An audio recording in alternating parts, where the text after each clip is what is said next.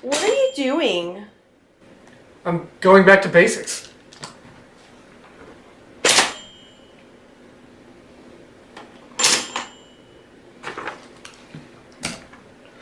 Writing basics. Don't judge me.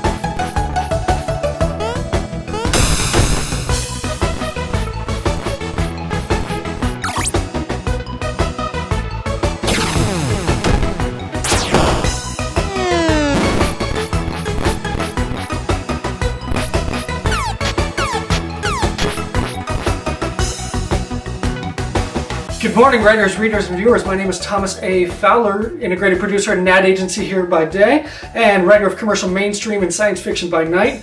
Always aiming to instill hope and give you all the marketing and writing tools that you need to fulfill the journey that is the writer's conquest. Today for level 4, we're going back to writing basics. I don't care what level of writer you are. I don't care if you've had 8 books published or if you've had nothing published and you're just getting started.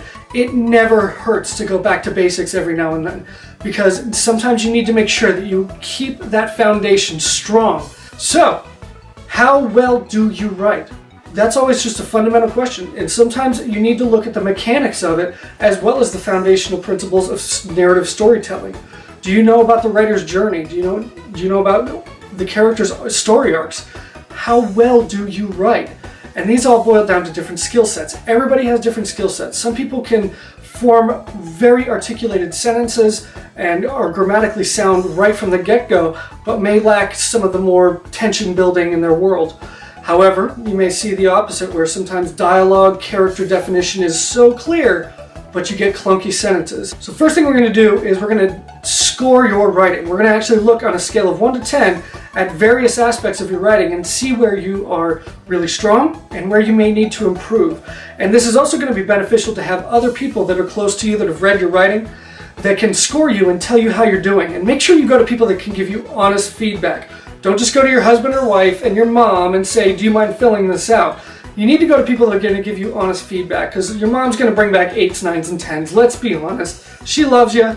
That's just the reality of it. So go to people who are willing to give you a 2 or 3 if you need to hear it. It's going to be more helpful than just saying, I love your writing, it's fantastic. So we're going to look at 10 aspects of your writing and score yourself on a 1 to 10. See if there's 2 or 3 people who don't mind giving you feedback on this as well. Hopefully there's consistency across the board, because consistency means it's accurate data. If you get feedback that's all over the place, that may mean you're very sporadic in your writing and different people see different strengths and weaknesses, and you want to find consistent data, because then you're going to really know what your strengths are, really know what your weaknesses are. First one is plot. Are you able to construct a very sound beginning, middle, and end?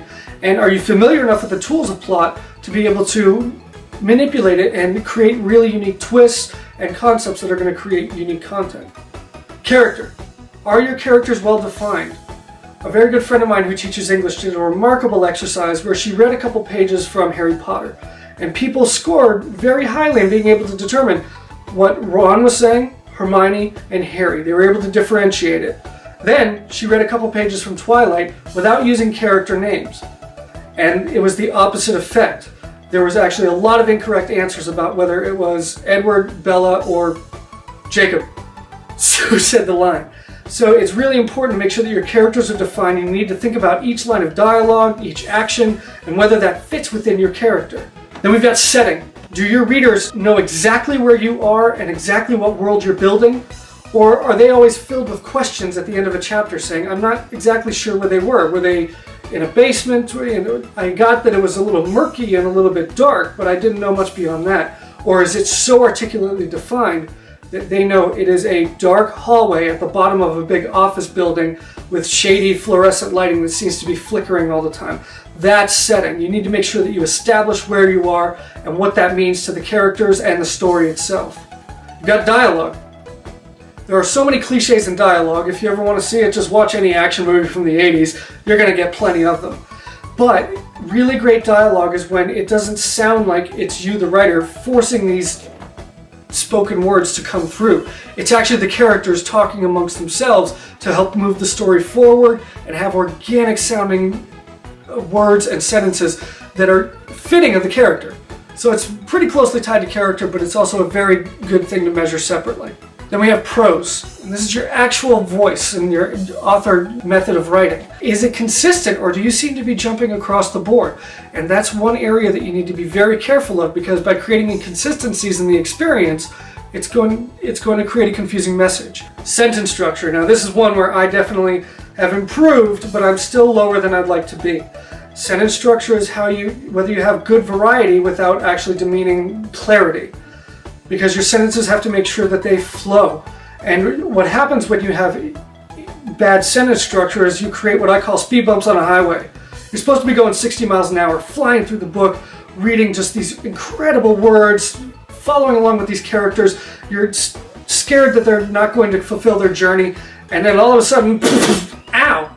There's this speed bump on the middle of the freaking highway that just slowed the entire journey down because the sentence was awkward and you felt weird about it. And it creates a disruption in the experience. It takes them out of the world that you've constructed and turns them into a reader criticizing the work. Then we have tension. This is one area that I always have a tendency to do pretty well in, at least as far as my feedback, because I got my bachelor's in theater, which half the classes were how do we make the stakes higher? How do you add more tension? How do you make the characters have more conflict with each other? It's always just building that tension, because the thing is, if you don't have conflict in a scene, if everybody just seems to be in agreement of what needs to happen next, then there's going to be no point. There always has to be a point to it, and by creating tension between characters or between the setting and the characters or the circumstances, it's going to be how you create tension, and do you do that well? If your characters are all in agreement, find ways that will help them disagree. Find ways that they're going to want to take different paths and to reach the same goal. Now let's score yourself on grammar. It's very close to sentence structure. However, you need to make sure that your dialogue flows properly and you know where to put your commas, your apostrophes, know when it's, or it's. Know when it's there, or there. You have to make sure that you have a strong grammatical sense, because especially if you're seeking representation or a publisher, that's going to be a huge red flag. Sometimes it won't matter how incredible your first 5 pages are. The second there's a grammatical error, it's in the trash. That's it, it's over. So you have to make sure that you are grammatically sound, and make sure that you're constantly checking and reading your work aloud. That's the easiest way typically to find out where your clunks are in your writing. Then finally, we have active voice. This is another area where I have a tendency to have a couple little slip-ups every now and then, and the problem is it creates the same thing. Speed bumps on a highway. So, you need to make sure that your voice is active as a writer. It is engaging, and it is making sure that it's moving the story forward and never creating a passive circumstance or structure or sentence structure that is going to be vague or hard to define for the reader.